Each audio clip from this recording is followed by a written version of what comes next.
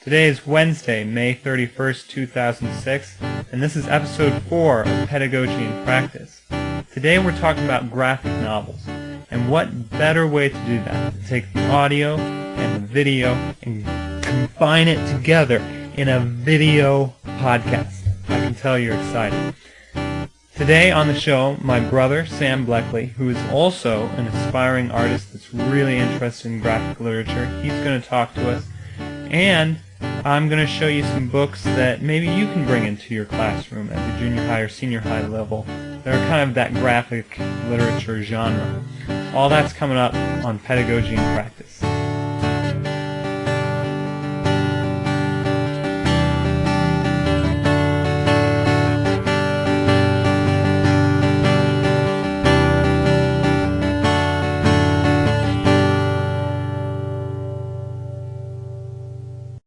Welcome to Pedagogy in Practice. I'm Ben Bleckley. Today we're looking at graphic novels. Some of you out there might be wondering what a graphic novel is. Well, it's sort of... I don't know. Maybe it'd be better if I gave you an example. This here is a graphic novel. It's Mouse by Art Spiegelman. Art's father was a Holocaust survivor, and so as the story goes, Art went and interviewed his father about all these things that happened to him during the Holocaust, and those were chronicled?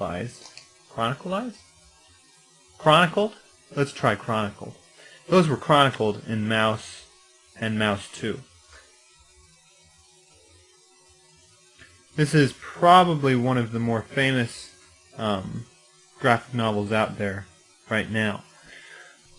My brother and I were having a discussion about graphic novels a couple of weeks ago because he's sort of really getting into a lot of art and drawing and that sort of thing, and he's also a pretty big writer. He's kind of a Renaissance man, really.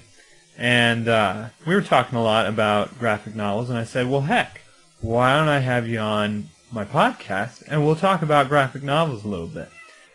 I'm joined by aspiring artist Sam Bleckley, my brother.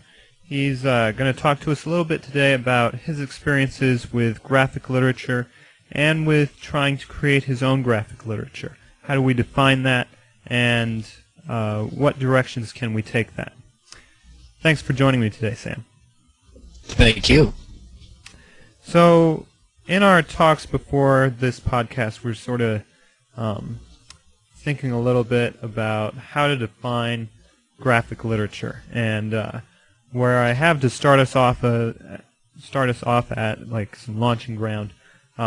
Will Eisner, who has done some graphic literature and wrote the book Comics and Sequential Art, used the term sequential art to describe graphic literature or comic books.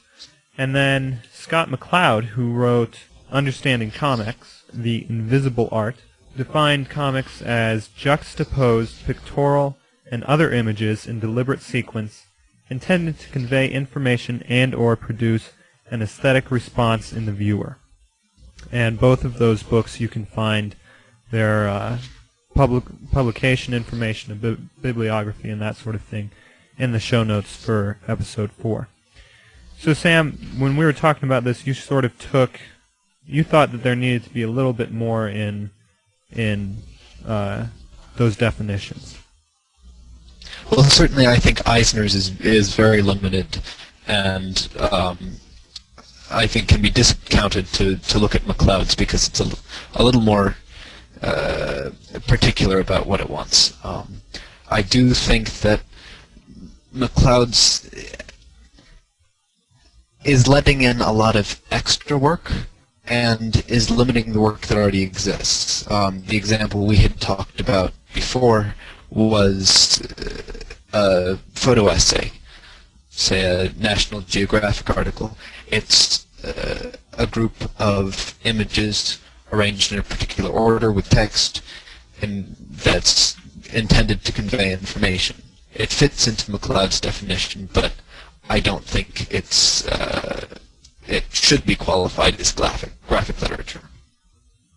You said that there were some things that his definition also excluded that you think do count as graphic literature? Yes. give me 1 second and I'll take a look at the definition in text and I can give you a clearer idea.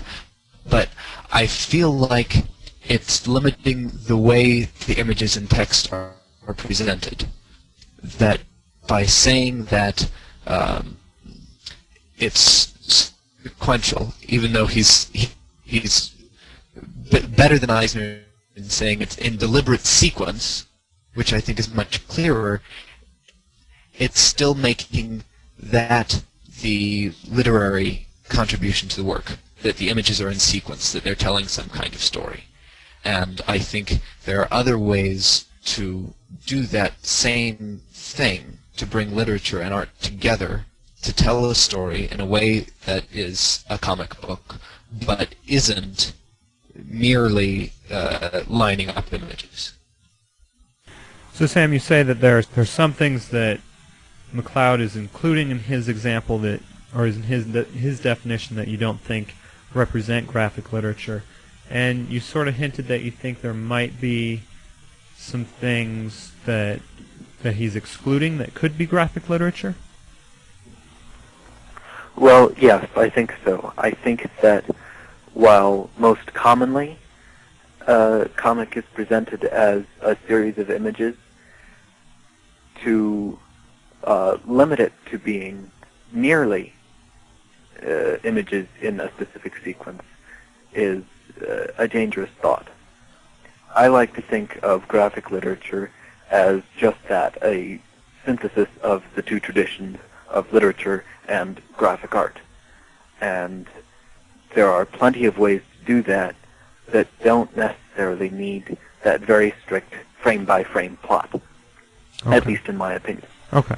And I think to some extent MacLeod agrees with you, because in his book he does say that his definition is a dynamic one that's going to change as new pieces of literature are produced. So I think we're all in agreement there, except of course for where you say that it's including too much.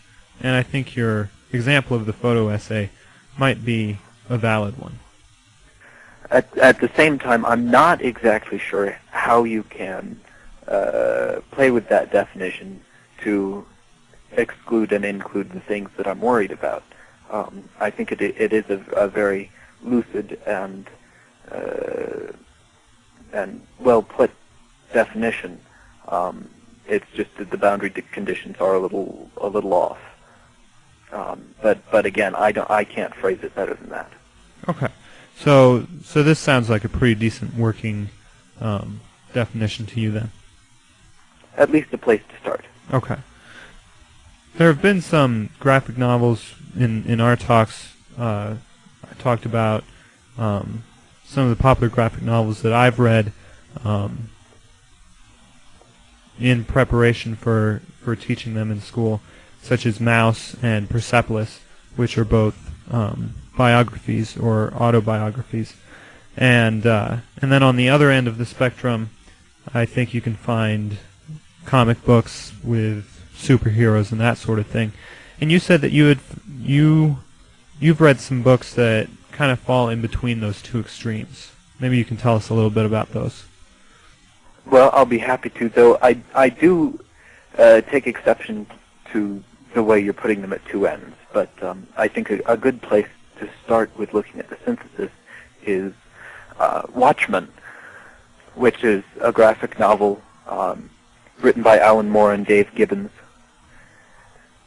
put out by DC Comics, and it uses superheroes as a metaphor for countries post-fall of communism and what all. And it also does an interesting thing with time sequencing, which goes back to our discussion of the definition. But I think that by putting the autobiographical pieces on the end that's worth something and falling down to comic books that are about superheroes and are just kind of blah, they're throwaway, entertaining but not valuable, I think you're missing something. I think that that's like trying to define good literature by its subject matter. You can write a magnificent work about something that's incredibly boring, or a really terrible piece of work about some of the greatest human themes around. Well, I think the reason why I was placing them at two ends is because one end is completely non-fictional, and then the other end is complete fiction and not really.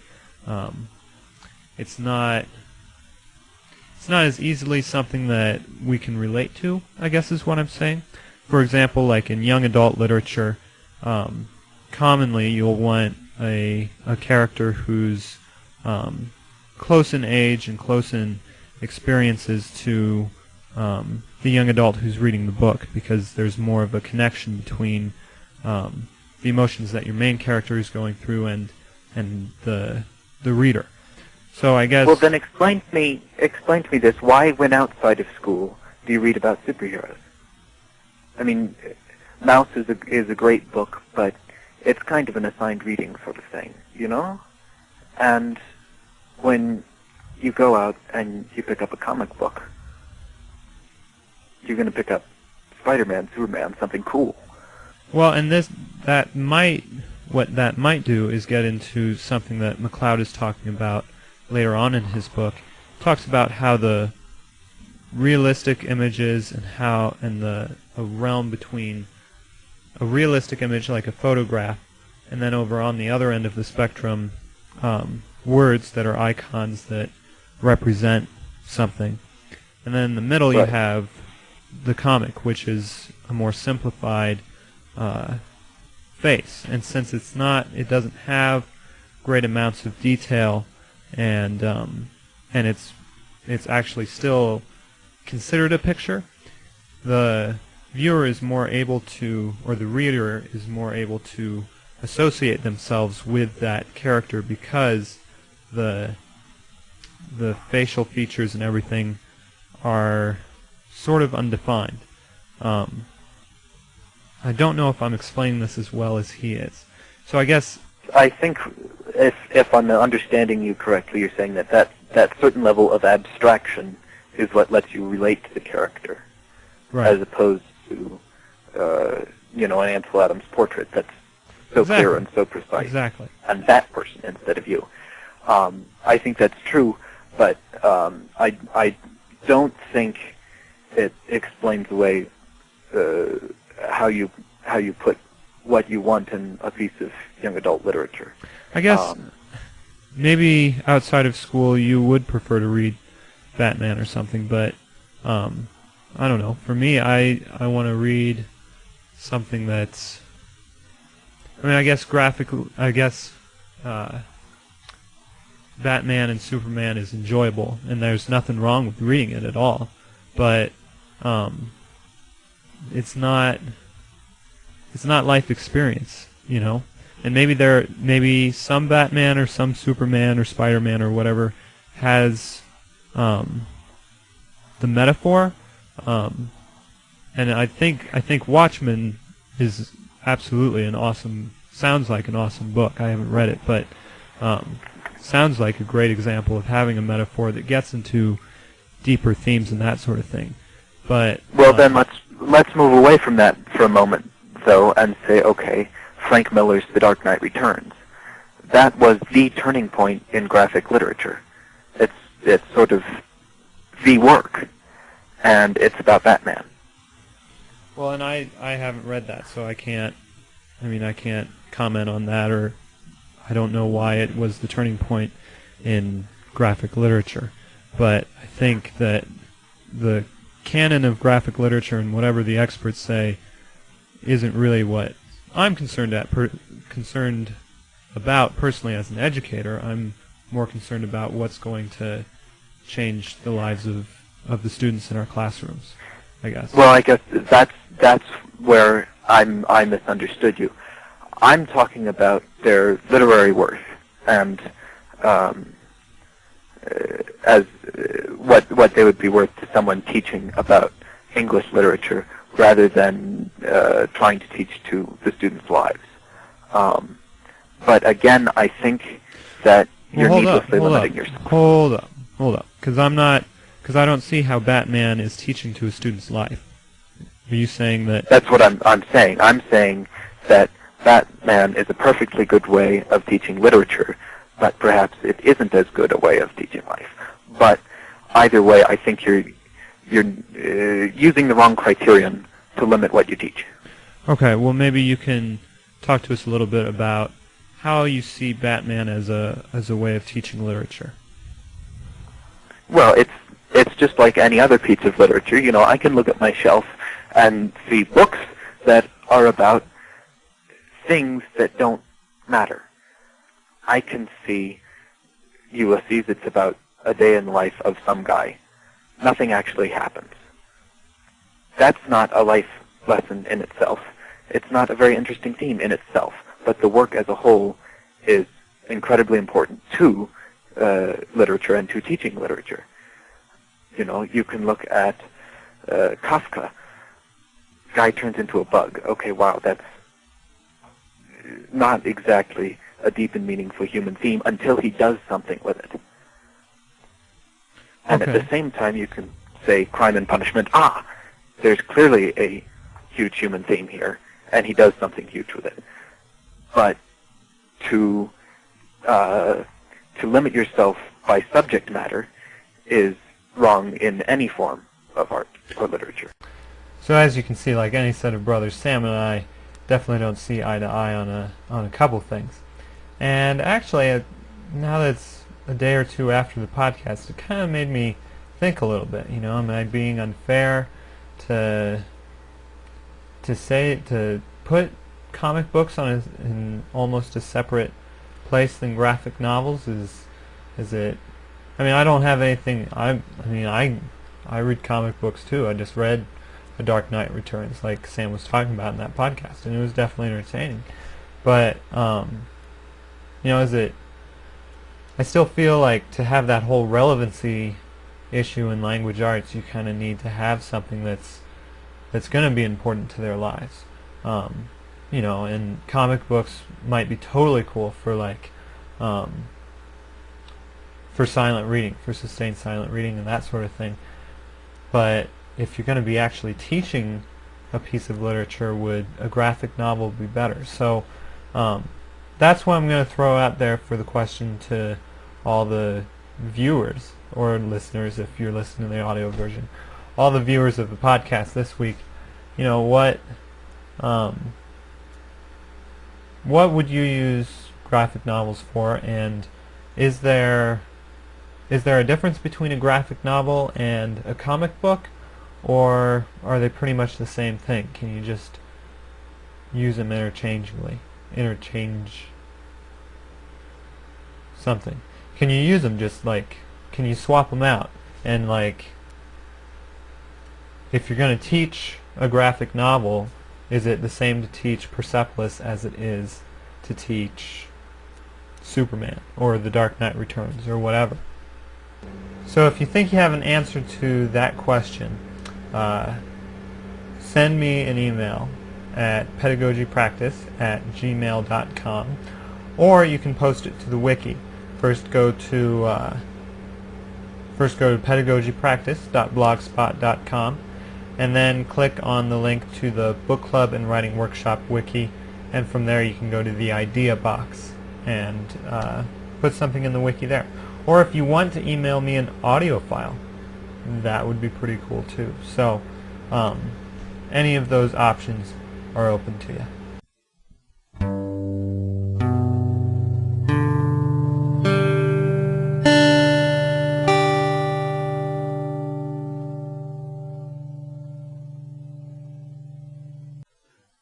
Persepolis follows Marjane's childhood from the age of 6 to the age of 18, and her family is descended from the former king of Iran. Now Iran is ruled by the Shah, and so Marjane's family isn't living the high life because they're the descendants of the former ruling party. Marjane's family is also a little more socially liberal than what's mainstream in Iran at this point. Marjane's mother doesn't really like wearing the headscarf, doesn't wear it at home, and only wears it in the street because if she doesn't, she'll be arrested. Her father is often viewed as a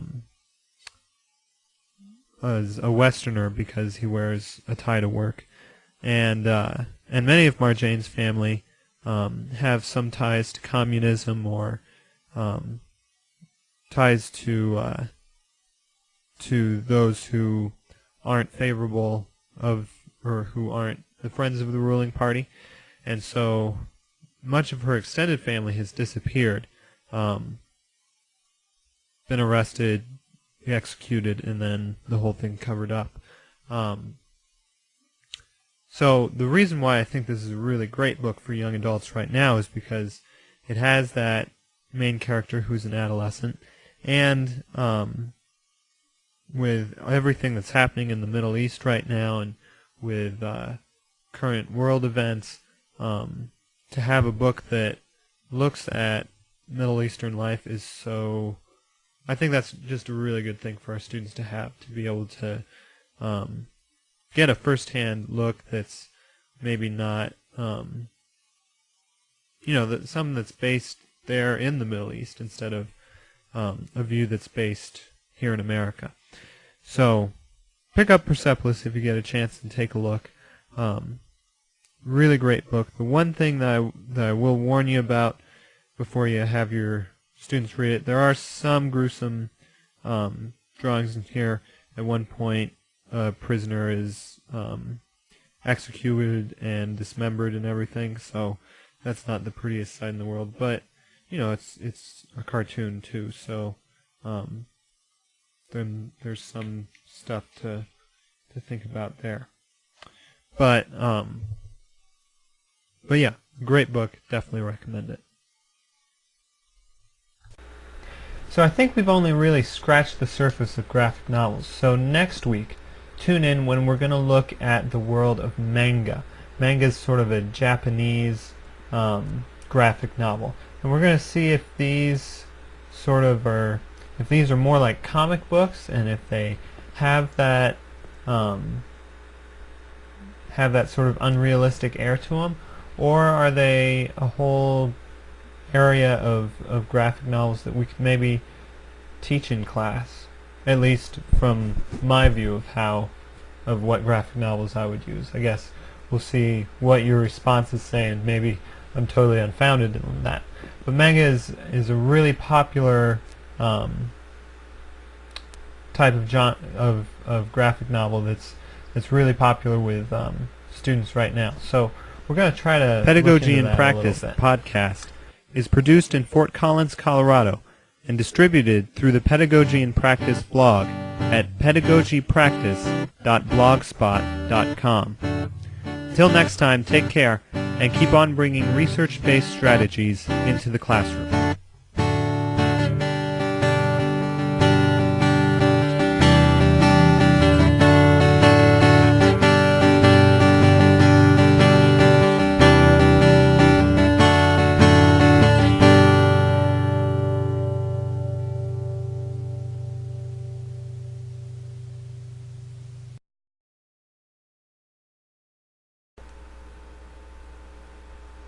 I think this has been out of focus.